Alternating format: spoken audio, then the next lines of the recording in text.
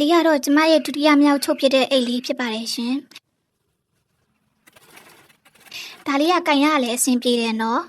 ဖုံရောပါရောအားလုံးဆန့်ပါတယ်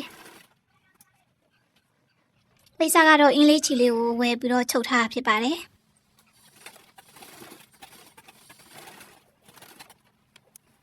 ဝါသနာပါတယ်ဆိုရင်လိုက်ချုပ်ကြည့်ကြနော်အရန်လဲလွယ်ပါတယ်